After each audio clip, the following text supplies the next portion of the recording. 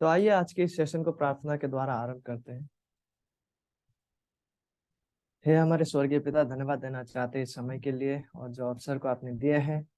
सहायता करें प्रभु कि हम आपके वचनों को देख कर समझ पाए और हमें उसे सटीक रीति से अपने जीवन में लागू कर पाए, अपने अपने आत्मिक वृद्धि के लिए। धन्यवाद के साथ इस विनती को यीशु मसीह के महान नाम से मांगते हैं, आमीन। डियर फ्रेंड्स, हम लोग पहला यूहन्ना के पत्रिका पुस्तक अध्ययन कर रहे थे और हम आप पहुंचे हैं पहला यूहन्ना के दूसरा अध्याय 28वां पद से लेकर 3 तक। और इसके पिछले 2 भागों को हमने देख लिए थे और आज इसके तीसरा भाग है और विषय है यीशु में परमेश्वर के सच्चा संतानों की आशा की वास्तविकता एवं विशेषताएं। आइए इन पदों को पढ़ते हैं। अतः हे बालकों, उसमें बने रहो कि जब वो प्रकट हो तो हमें हियाव हो और हम उसके आने पर उसके सामने लज्जित ना हो। यदि तुम जानते हो कि वह धर्मी है तो यह भी जानते हो कि जो कोई धर्म का काम करता है वो उससे जन्मा है। देखो, पिता ने हमसे कैसा प्रेम किया है कि हम परमेश्वर की संतान कहलाए, और हम है भी। इस कारण संसार हमें नहीं जानता क्योंकि उसने उसे भी नहीं जाना। हे प्रियो, अब हम परमेश्वर के संतान हैं और अभी तक यह प्रकट नहीं हुआ कि हम क्या कुछ होंगे। इतना जानते हैं कि जब वह प्रकट होगा तो हम उसके समान होंगे, क्योंकि उसको वैसा ही देखेंगे जैसा वह है। और जो कोई उस पर यह आशा रखता है वह अपने आप को वैसा ही पवित्र करता है जैसा वह पवित्र है। और पिछले बार जब हम लोगों ने इस हिस्सा को स्टडी किया था, हमने देखा कि यह जो आशा हमारा है, विश्वासियों का जो आशा यीशु मसीह में है, वो मसीह में बने रहने के द्वारा संरक्षित एवं सुनिश्चित किया जाता है। और यह आशा जो है धार्मिकता के अभ्यास के द्वारा प्रदर्शित और प्रमाणित होता है और यह परमेश्वर के प्रेम द्वारा स्थापित किया गया है। और आज जिन विषयों का हम देखने जा रहे हैं वो है कि यह आशा जो है वो यीशु को देखने और इसके स्वरूप में सिद्ध रूपांतरण द्वारा पूर्ण होता है। और यह आशा जो है वो पवित्रीकरण और शुद्धिकरण द्वारा चिन्हित होता है। तो आइए देखने आरंभ करते हैं चौथा नंबर विषय से और 5वां विषय में हम प्रवेश करेंगे उसके बाद। तो जो आशा एक विश्वासी का यीशु मसीह में है, जो अनंत उद्धार की आशा, वो यीशु को देखने और उसके स्वरूप में सिद्ध रूपांतरण द्वारा पूर्ण होता है। पहला यूहन्ना 3 अध्याय 2 पद में हम इन विषयों को पाते हैं। लिखा हुआ है, प्रियो, अब हम परमेश्वर के संतान हैं और अभी तक यह प्रकट नहीं हुआ कि हम क्या कुछ होंगे। इतना जानते हैं कि जब वह प्रकट होगा तो हम उसके समान होंगे, क्योंकि उसको वैसा ही देखेंगे जैसा वो है। यूहन्ना आरंभ करता है यह कहते हुए, हे प्रियो, क्योंकि यूहन्ना के श्रोताएं जिनको यूहन्ना संबोधित कर रहे थे वो सचमुच परमेश्वर द्वारा प्रेम प्राप्त विश्वासी लोग थे और साथ ही साथ स्वयं यूहन्ना भी उनसे प्रीति और प्रेम रखते थे। That's why he addresses them and says, हे प्रियो। और आगे वो कहते हैं, अब हम परमेश्वर की संतान हैं। प्रत्येक व्यक्ति जो यीशु मसीह में सच्चा विश्वास करते हैं, यीशु मसीह के समाप्त कार्य में सच्चा विश्वास करते हैं उद्धार के लिए, वो अब नाउ इस जीवन में प्रेजेंट ऑलरेडी परमेश्वर की संतान है। ठीक है, क्योंकि परमेश्वर ने उनसे प्रेम किए हैं इसलिए वो परमेश्वर के संतान ठहरे हैं और परमेश्वर उनके पिता। और इस वर्तमान की इस सच्चाई को अभी यूहन्ना क्या करेंगे, इसी पद में भविष्य की यीशु मसीह की प्रकट होने की वास्तविकता के साथ जोड़ने लगते हैं। ठीक है, वो कहते हैं इसी पद में, और अभी तक यह प्रकट नहीं हुआ कि हम क्या कुछ होंगे। यूहन्ना एक अर्थ में यहाँ कह रहा है कि अभी तक यह प्रकट नहीं हुआ कि हम क्या कुछ होंगे। जॉन इज एडमिटिंग, यूहन्ना इस बात को स्वीकार कर रहा है कि स्वर्ग में जब उद्धार प्राप्त व्यक्ति जिस स्थिति में परमेश्वर उन्हें लेंगे और जिस स्थिति में, जिस स्टेट में हमें परिवर्तित किया जाएगा, एग्जैक्टली क्या होने वाला है वहां पे, किस आकार में हम रहेंगे, उस स्टेट के बारे में यूहन्ना कबूल कर रहा है, वो स्वीकार कर रहा है कि ही डज नॉट नो। लेकिन इसका मतलब ये नहीं है कि यूहन्ना को कुछ भी नहीं पता कि विश्वासियों का स्थिति क्या होने जा रहा है। यह भी नहीं है, क्योंकि इससे इन इन पदों से कुछ पद पहले हमने देखे थे कि पवित्र आत्मा के अभिषेक में जो आवश्यकता की चीजें है उसे परमेश्वर हमें सिखाते हैं, समझाते हैं। उसी रीति से यद्यपि एग्जैक्टली हम क्या कुछ होंगे उसे यूहन्ना कह रहा है कि वी डोंट नो, लेकिन यूहन्ना आगे कहता है कि हम इतना जानते हैं, वी नो समथिंग, हम इतना जानते हैं कि जब वह प्रकट होगा तो हम उसके समान होंगे, क्योंकि उसको वैसा ही देखेंगे जैसा वह है। तो यहाँ पे देखिए क्रम में इन बातों को रखा गया है कि क्या कुछ होने जा रहा है। सबसे पहले जब वो प्रकट होंगे, जब यीशु मसीह प्रकट होंगे तो हम उसे वैसे ही देखेंगे जैसा वो है। सेकंड थिंग, और देखते हुए क्या होगा, थर्ड थिंग, हम उसके समान होंगे। तो इन्हीं वास्तविकताओं को लेकर यीशु मसीह का आने और विश्वासियों का रूपांतरण को लेकर, सिद्ध रूपांतरण को लेकर बाइबल में अन्य जगह में पौलुस भी कहते हैं। ठीक है, पौलुस भी लिखते हैं। आइए उन उन पदों को एक बार पढ़ लेते हैं, because this are wonderful promises. ये बहुत ही बेहतरीन प्रतिज्ञाएं हैं विश्वासियों के लिए, जिसपे हम अपना आशा को लगा सकते हैं। उन पदों को आइए पढ़ते हैं। शुरू करते हैं पहला थिस्सलुनीकियों 4 अध्याय 15 से लेकर 18 पद। मैं सिर्फ इन पदों को पढ़ना चाहूंगा जो प्रतिज्ञाएं परमेश्वर ने उनके लोगों के लिए रखे हैं, जिनमें हम आशा कर सकते हैं, संपूर्ण आशा अपना लगा सकते हैं। क्योंकि हम प्रभु के वचन के अनुसार तुमसे यह कहते हैं कि हम जो जीवित है और प्रभु के आने तक बचे रहेंगे, सोए हुओं से कभी आगे ना बढ़ेंगे, क्योंकि प्रभु आप ही स्वर्ग से उतरेगा। उस समय ललकार और प्रधान दूत का शब्द सुनाई देगा और परमेश्वर की तुरही फूकी जाएगी, और जो मसीह में मरे हैं वह पहले जी उठेंगे। तब हम जो जीवित और बचे रहेंगे उनके साथ बादलों पर उठा लिए जाएंगे कि हवा में प्रभु से मिले, और इस रीति से हम सदा प्रभु के साथ रहेंगे। इस प्रकार इन बातों से एक दूसरे को शांति दिया करो। So this are the marvellous truths, जो परमेश्वर की ये महान प्रतिज्ञाएं है उनके लोगों के लिए, सब विश्वासियों के लिए। पौलुस चाहते हैं कि इन बातों से, इन महान बातें, ये महान प्रतिज्ञा जो होने को है, यीशु मसीह जब आएंगे उनके लोगों को लेने के लिए, इन इन इन इन इन बातों का जो वास्तविकता है, पौलुस कहते हैं कि इनसे हम एक दूसरे को संतावना, शांति प्रदान करें, because this are such massive promises to a believer. और पहला कोरिन्थियों 15 अध्याय में पौलुस ऐसा कहते हैं 49 to 53, और जैसे हमने उसका स्वरूप धारण किया जो मिट्टी का था, वैसे ही उस स्वर्गीय का रूप भी धारण करेंगे।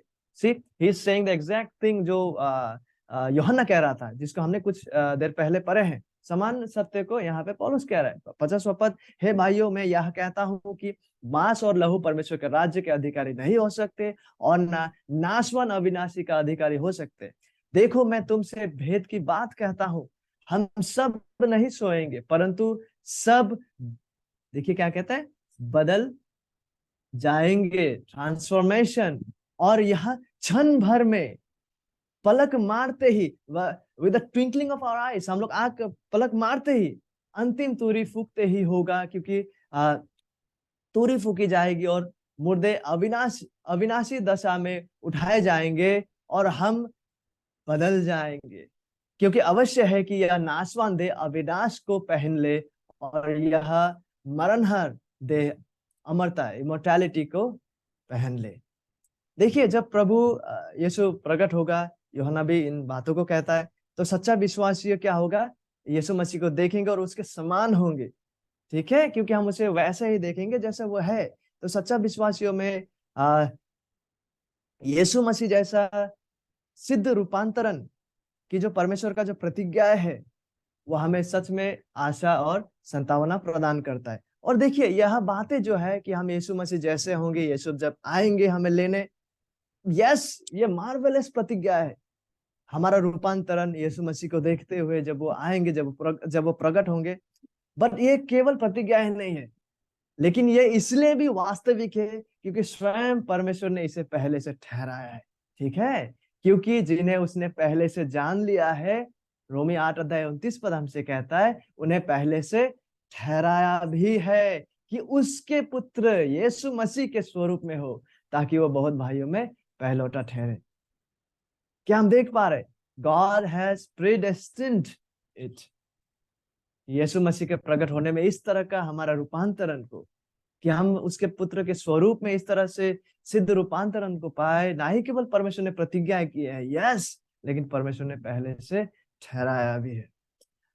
लेकिन महत्वपूर्ण विषय यह है कि यीशु के समान होने का बाद, जिसके बारे में यूहन्ना भी कह रहा है पहला यूहन्ना में, और जिसमें पौलुस भी कह रहा है, यीशु के स्वरूप में होने का जो बात है, इसका मतलब क्या है, इसका अर्थ क्या है? डज इट मीन कि हम लिटिल जी गॉड्स बन जाएंगे, कि हम भी छोटे परमेश्वर बन जाएंगे? नो, बात वो नहीं है।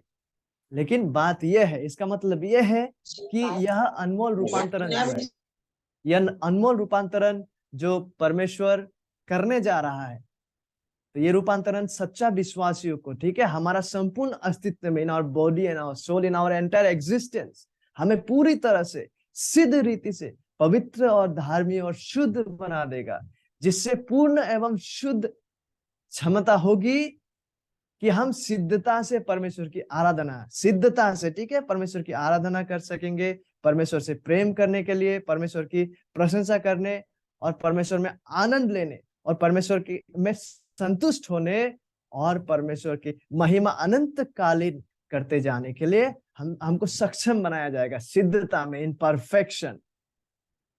और देखिए, आखिरकार इस रीति का विश्वासियों का रूपांतरण जो होंगे, इस तरह का विश्वासियों का जो परिवर्तन होगा, इस तरह से जब विश्वासियों को जब महिमान्वित किया जाएगा, आखिरकार विश्वासियों का इस तरह का महिमान्वित किए जाने के द्वारा स्वयं प्रभु यीशु मसीह महिमान्वित किए जाएंगे। रोमी 8:29 हमसे कहता है, ताकि वह बहुत भाइयों में पहलौठा ठहरे। सी, आवर ट्रांसफॉर्मेशन के द्वारा पहलौठा यीशु मसीह ठहरेंगे। He will be receiving the glory even when we are being glorified. ठीक है, तो आगे बढ़ते हैं। देखिए,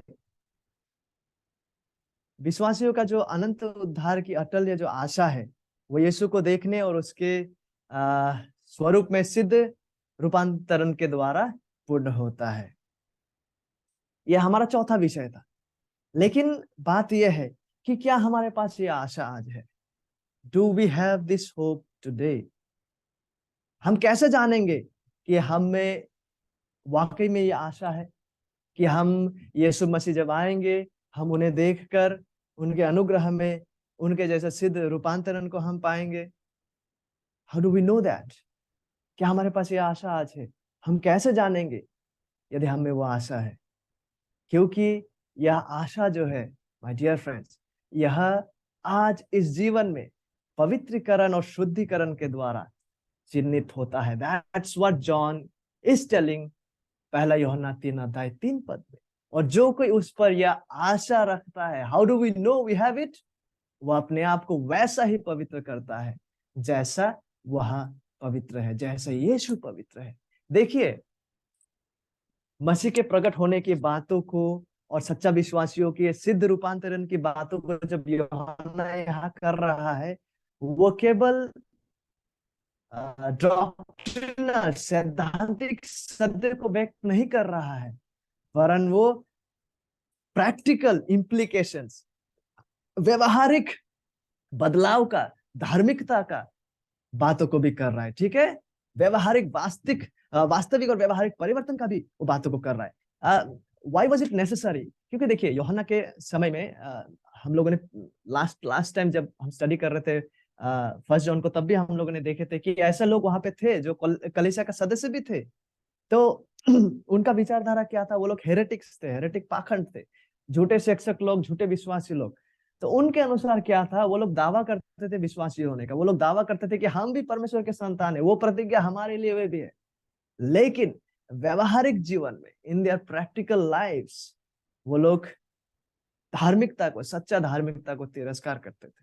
ईश्वरीय आचरण और ईश्वरीय जीवन यात्रा को वो तिरस्कार करते थे। वो दावा तो करते थे, they professed, but they didn't possess the faith, क्योंकि उनका जो व्यवहारिक आचरण था, दे डिनाइड, सच्चा धार्मिकता का वो अस्वीकार करते थे।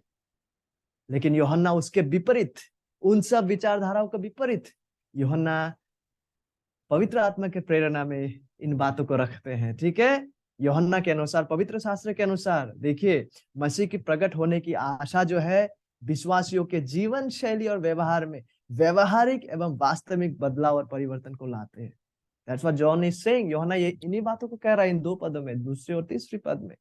जब यह आशा मसीह पर, जब विश्वासियों का ये आशा जो है यीशु मसीह पर टिकी और बनी रहती है ना, तो यह आशा जो है वो सच्चा विश्वासियों में आज, अब, नाउ, इन दिस लाइफ, विश्वासियों में जो है वो मसीह के जैसा बनने की बढ़ती हुई इच्छा और चाहत को उत्पन्न करता है। ना ही केवल इच्छा और चाहत को उत्पन्न करता है, वरन यह हमारे जीवन में व्यवहारिक और वास्तविक भी बन जाता है और वास्तविक बनने लगता है। ठीक है, यूहन्ना कहता है यहाँ पे और जो कोई, दूसरी पद में, पहला यूहन्ना तीसरा अध्याय दूसरी पद में आप गौर करेंगे, वहां पे यूहन्ना कलेक्टिवली, एकत्रित रूप से वो विश्वासियों को संबोधित करते हुए ये हम शब्द का वो इस्तेमाल कर रहा था कि हम परमेश्वर के संतान है, हम यीशु को देखेंगे तो उनके जैसे हम उनके समान होंगे। लेकिन यहाँ पे तीसरे पद में गौर करने वाला बात है कि जो कोई, यहाँ पे इंडिविजुअल, व्यक्तिगत रीति से निर्दिष्ट विश्वासियों को, व्यक्तिगत रूप से, नॉट कलेक्टिवली, नॉट एकत्रित रूप से, लेकिन व्यक्तिगत रूप से, वो व्यक्तिगत रीति से, पर्सनली एंड इंडिविजुअली विश्वासियों को संबोधित करते हुए बातों को कर रहा है। इससे क्या ठहरता है?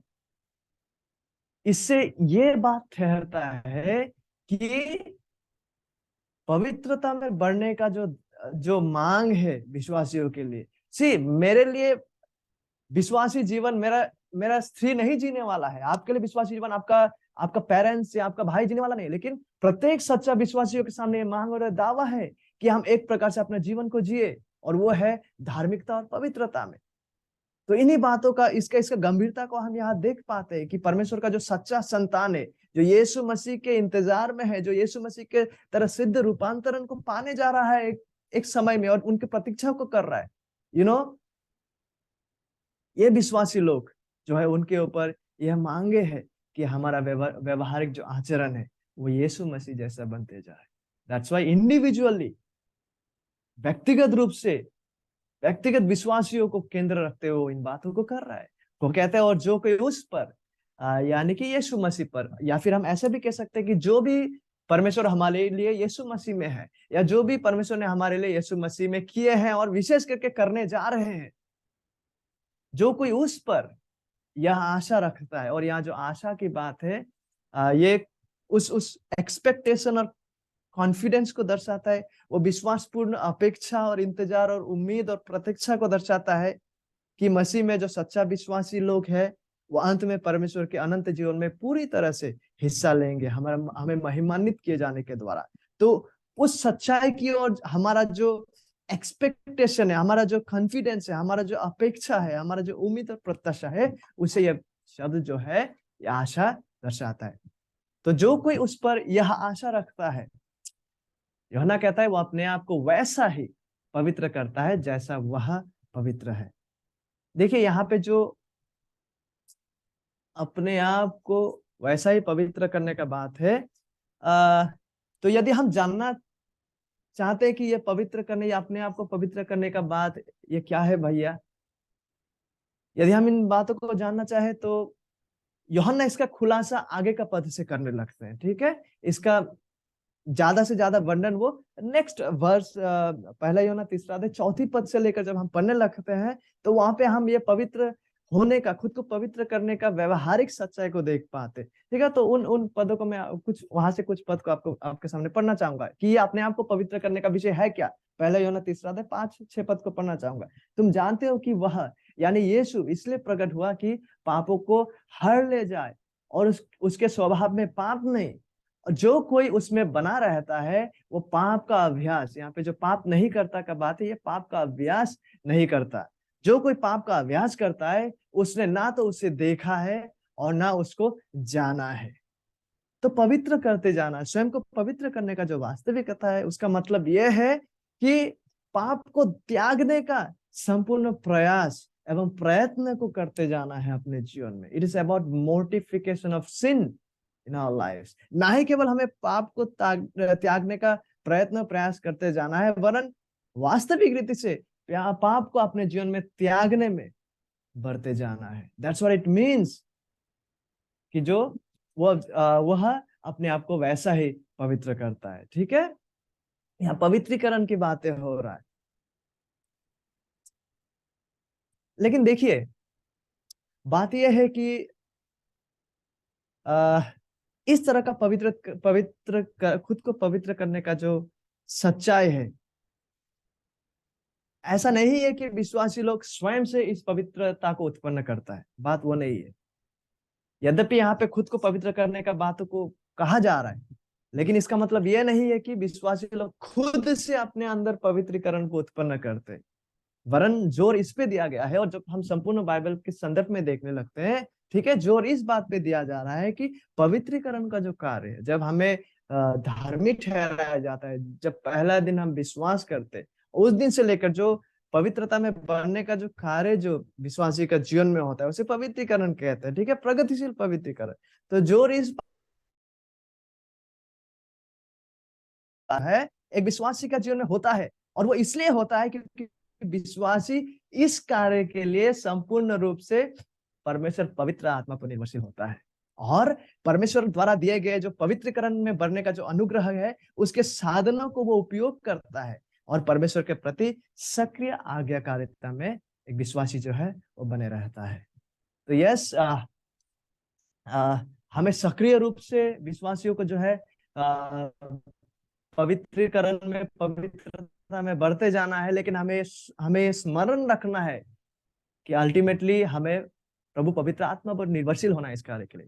पौलुस फिलिपियो 2 में इन बातों को लेकर ऐसा कहते हैं, जहाँ पे बहुत अच्छे से इन दो सच्चाई का मिलन को रखा हुआ है कि हम अपने अपने उद्धार को जो है उसे भय और कांपते हुए, ठीक है, विथ फियर एंड ट्रेम्बलिंग, हम अपने उद्धार का कार्य को करते जाए, और साथ ही साथ हमें यह भी स्मरण रखना है that it is ultimately God who is producing this in us. आखिरकार परमेश्वर ही है जो हमें इस कार्य को करने के लिए सक्षम बनाता है। यस, हमें सक्रिय रूप से जुड़े रहना है पवित्रता के कार्य में, लेकिन साथ ही साथ हमें स्मरण करना है कि हमें इस कार्य के लिए प्रभु पवित्र आत्मा पर संपूर्ण रूप से निर्भरशील होना है, और परमेश्वर के अनुग्रह पर, अनुग्रह के साधने जो है, जो हमें पवित्रता में बढ़ाने के लिए प्रभु ने रखे, उसका उपयोग हमें करना है।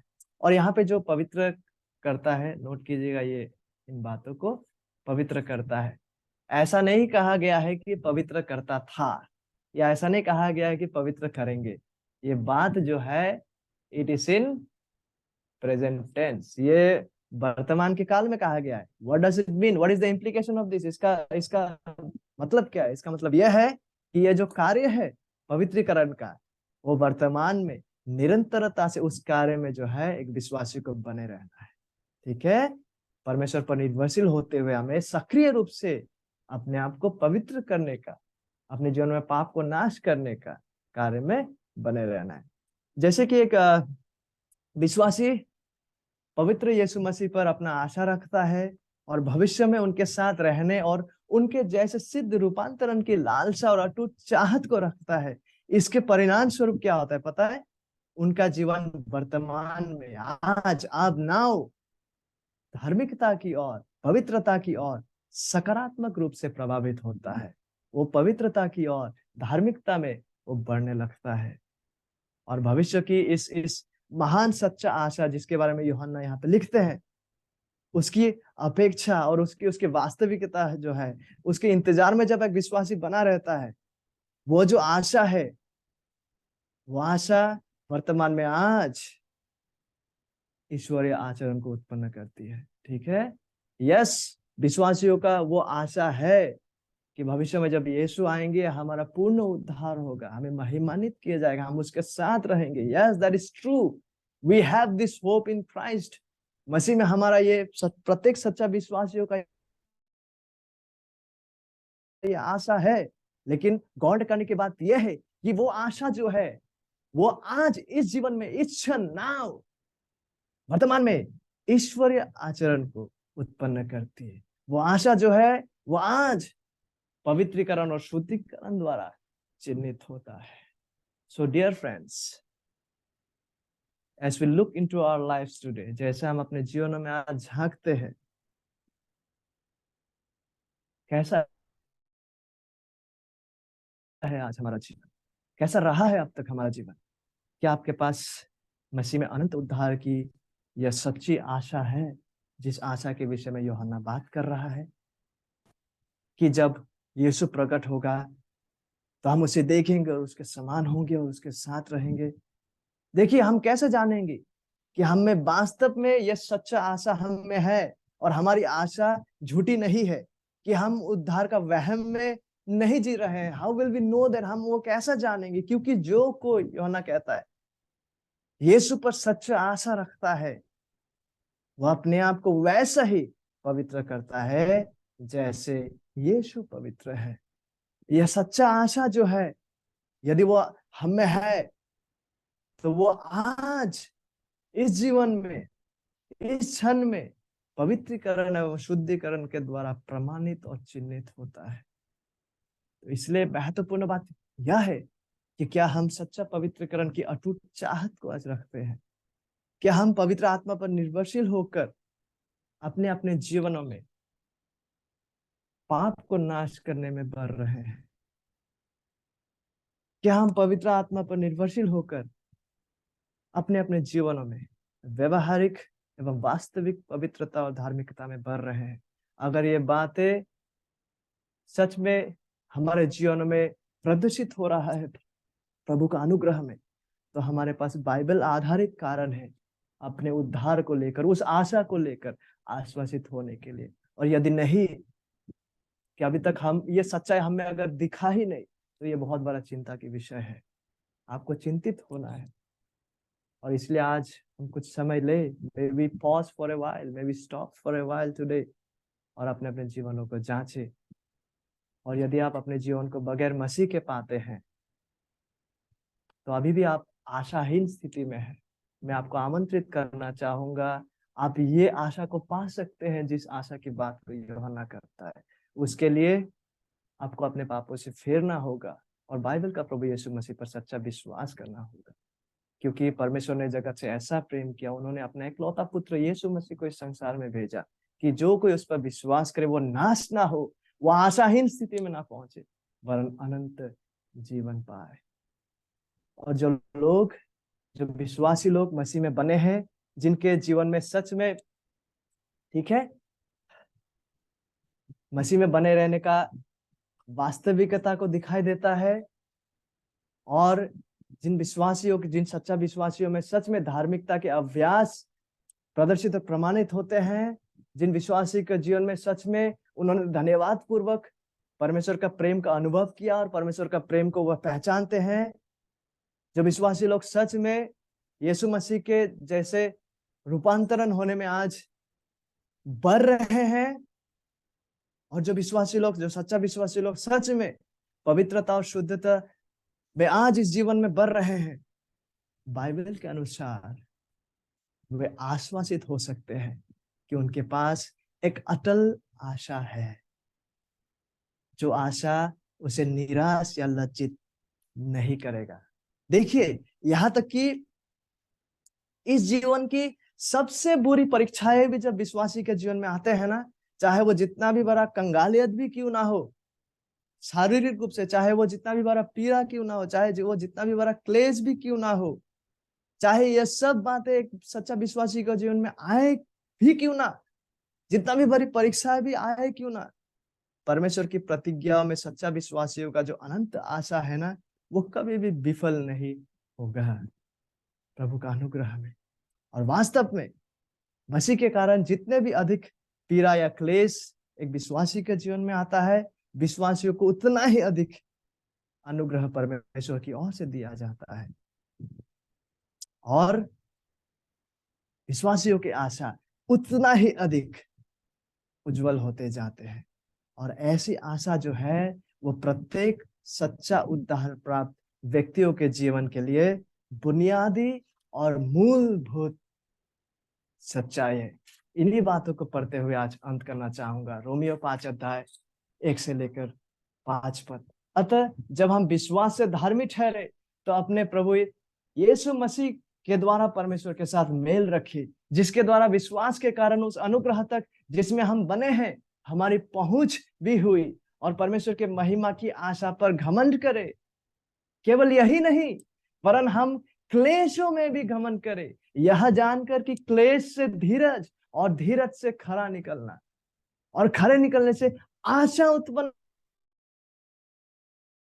होती है, और आशा से लज्जित नहीं होती। क्योंकि पवित्र आत्मा जो हमें दिया गया है उसके द्वारा परमेश्वर का प्रेम हमारे मन में डाला गया है।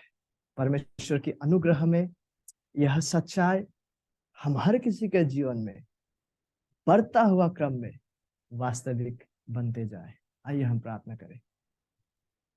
डियर हेवनली फादर, हमारे स्वर्गीय पिता, आपको धन्यवाद देना चाहते हैं। और सबसे पहले मुझे नहीं पता प्रभु हम में से कितने लोग सच में सच्चा विश्वासी है, कितने लोग सच में अपने जीवन में व्यवहारिक पवित्रता में बढ़ रहे हैं, जिससे यह साबित होता है कि हमें वाकई में वो आशा है।